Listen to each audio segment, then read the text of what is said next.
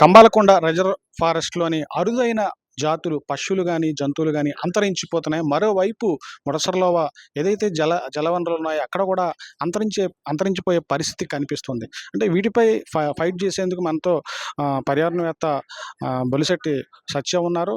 వీరిని అడిగి తెలుసుకుందాం. అసలు దీనివల్ల నష్టం ఏంటి? ప్రజలు ఎందువల్ల మౌనంగా ఉంటున్నారు? సార్ చెప్పండి సార్. ముఖ్యంగా కంబాలకొండ అనేది మీరు చూడండి, ఇక్కడ చూస్తే కంబాలకొండ అనేది ఈ గ్రీన్ ఏరియా అండి. ఈ కంబాలకొండకి 10 కిలోమీటర్ల ప్రాంతంలో సరౌండింగ్ ఏది కూడా కన్స్ట్రక్షన్ ఉండకూడదు, అంటే పర్యావరణానికి విధ్వంసం చేసి కన్స్ట్రక్షన్ ఏమి ఉండకూడదు అనేది మన పర్యావరణ చట్టాలు చెప్తున్నాయి. అది వైల్డ్ లైఫ్ ప్రొటెక్షన్ యాక్ట్ కానీ లేకపోతే ఎన్విరాన్మెంట్ యాక్ట్ కానీ రెండు కూడా అదే చెప్తుంది. ఇది మనకి సింహాచలం కొండ, ఇక్కడ కైలాసగిరి, ఈ రిషికొండ ఇక్కడెక్కడ ఉంటుంది. ఇప్పుడు ఇవన్నీ చూస్తే బేసిక్ థింగ్ ఏంటంటే విత్ ఇన్ 1 కిలోమీటర్స్ రేడియస్లోనే సింహాచలం ఫుట్ హిల్స్లో బేసిక్ ఇక్కడ ఏంటంటే సింహాచలం దేవస్థానం తాలూకా భూముల్ని ఇవ్వడానికి ప్రభుత్వానికి అధికారం లేదు, దేవస్థానానికి అధికారం లేదు. ఈరోజు యాక్చువల్గా ఏంటంటే there is a case pending, దేవస్థానం దగ్గర నుంచి కూడా కేసు ఉంది. దాని గురించి మేము కోర్టుకు వెళ్ళాం. 1 కిలోమీటర్ లోపల ఇది కట్టడానికి అవకాశం లేదు, కానీ వాళ్ళు కడుతున్నారు, దాన్ని సరిచేయండి అని. అలాగే ఇది కూడా ఏంటంటే ఆ పర్యావరణ అనుమతులు లేకుండా ఈ తుర్లవాడ కొండ మీరు ఇక్కడ చూసారనుకోండి, ఇది తుర్లవాడ కొండ జనవరి 2026 అండి. తుర్లవాడ కొండ చూస్తే జనవరి 26లో చూస్తే ఇలాగుంది. ఇప్పుడు జూన్కి వచ్చేసరికి 6 నెలల్లో ఇక్కడ నుంచి ఇక్కడ వరకు మొత్తం కొట్టేశారు 140 ఎకరాలు. సో మనం ఇదివరకు 8 ఎకరాలు, 10 ఎకరాలు, 20 ఎకరాలు రిషికొండ ధ్వంసం చేశారని గొడవ పెట్టాం కదా. ఇప్పుడు తుర్లవాడ నుంచి గంభీరంగడ్డికి వెళ్ళే జలధారలు కూడా డిస్టర్బ్ అయినాయి దీనివల్ల ఫ్యూచర్లో గంభీరంగడ్డ కూడా ఎండిపోయే పరిస్థితి వస్తుంది. ఈరోజు చూస్తే మీరు ముడసర్లోవ రిజర్వాయర్ ఆల్రెడీ ఎండిపోయింది. ఎందుకు ఎండిపోయిందంటే గంభీరంగడ్డ నుంచి అంటే కంబాలకొండ నుంచి వచ్చి జలధారలు ఆగిపోయినాయి కన్స్ట్రక్షన్స్ వల్ల.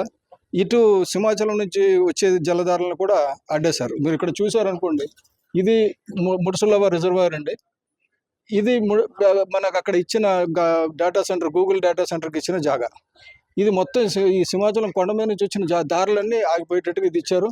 అలాగే కంబాలకొండ నుంచి వచ్చే దగ్గర కూడా ఈ మధ్యలో చాలా కన్స్ట్రక్షన్స్ రావడం ప్రారంభించింది. అందు గురించి ఈరోజు మీరు వెళ్ళి చూస్తే అది ఎండిపోయింది పూర్తిగా. ఇక్కడ చూడండి, డేటా సెంటర్ ఇది డేటా సెంటర్కి ఇచ్చేటప్పటికి వాటర్ ఉంది, వాటర్ కనబడుతుంది మీకు.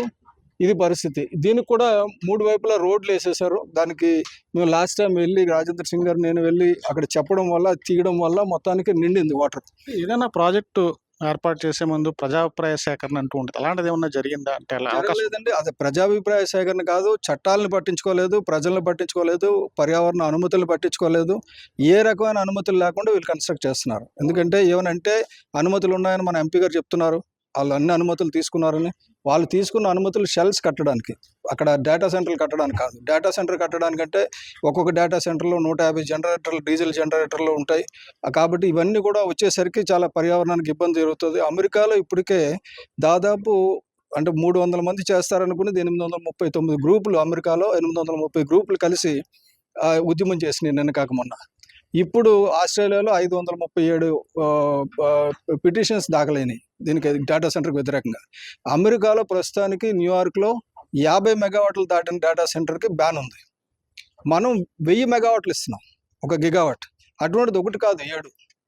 ఎవరిని అడిగిస్తున్నారంటే అంతా బాబు గారు ఇష్టం. అది చల్లదండి. ఎందుకంటే అదానీ గారిది కాబట్టి బాబు గారు అడగడం లేదు, మోడీ గారు కాబట్టి అదానీ గారి అడ్డడానికి లేదని. మనకు ఇంకోటి ఏమంటే మనకి ఇక్కడ మన వైజాగ్ స్టీల్ ప్లాంట్ ఉంది. ఒక్కొక్క స్టీల్ ప్లాంట్కి గనులు ఇవ్వడానికి, గనులు తీసుకురావడానికి ఎవరికి ఇంట్రెస్ట్ ఉండదు. కానీ ప్రైవేట్ ఎస్ఎల్ఆర్ పెట్టేసరికి వాళ్ళకి మైన్స్ వచ్చేసినాయి, వాళ్ళకి పోర్ట్ వచ్చేసింది. విశాఖపట్నం అసలు స్టీల్ ప్లాంట్ ఉన్న పోర్ట్ని గంగవరం అమ్మేశారు. ఇప్పటికే సిటీలోని నీటి కొరత క్లియర్గా కనిపిస్తుంది. అంటే ఈ దేని ప్రభావం దీని మీద పడుతుంది సార్? అంటే బేసిక్గా రాజకీయ నాయకులు, అధికారుల తాలూకా నిర్లక్ష్యం, ప్రజల నిర్లిప్తత.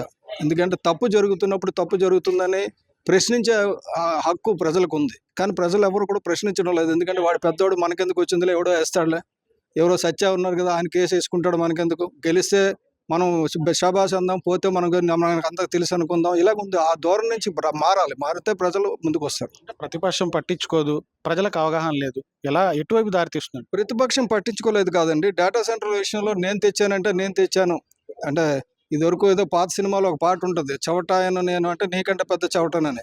నేను తెచ్చానంటే కాదు, నేను తెచ్చానని పోటీ పడుతున్నారు ఇద్దరు. విశాఖపట్నానికి ఉపద్రవం ఎవడు తెచ్చాడంటే నేను తెచ్చానని ఇద్దరు పోటీ పడుతున్నారు. అంటే అంత ఏమంటారు వెనకాతల అంత ఆర్థిక లావాదేవీలు ఉంటాయి ఇటువంటి కార్యక్రమాలు. లీగల్గా మీరు మూవ్ అవుతున్నారు, ఎలాంటి రిజల్ట్ వచ్చే అవకాశం? నాకు అంటే బేసిక్గా నేను హైకోర్టుకి ధన్యవాదాలు చెప్పాలండి. ఎందుకంటే ఈ పిటిషన్ యాక్సెప్ట్ చేయడం, అందరికీ నోటీసులు ఇవ్వడం జరిగింది. అలాగే సెప్టెంబర్ 2వ తారీఖుని విచారణ ఉంది, కానీ సెప్టెంబర్ 2వ తారీఖు నుంచి దాన్ని ప్రీపోన్ చేయడానికి మేము ఇంటరీమ్ అప్లికేషన్ పెట్టాం. ఎందుకంటే ఇక్కడ కొండలు డ్యామేజ్ అవుతున్నాయి, వాతావరణం డ్యామేజ్ అవుతుందంటే దానికి ఒప్పుకున్నారు. ఒక 2 వారాల ముందుకు వస్తుంది ఇప్పుడు విచారణ.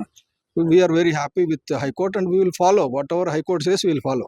మనం అడుగుతున్నది కూడా ఏంటంటే పర్యావరణ చట్టాలని, వైల్డ్ లైఫ్ చట్టాలని పాటించమని ఈ ప్రొపోనెంట్స్కి, అలాగే ఈ గవర్నమెంట్ అధికారులకి, రాజకీయ నాయకులకి చెప్తున్నాం. ఎందుకంటే ఇది పొరపాటున ఏ రాజకీయ నాయకుడు అధికారి చూడకుండా ఇవాళ కట్టినా కూడా రేపు పొద్దున బాధ్యత వహించాల్సింది ఆ ఫ్యాక్టరీ యజమాని.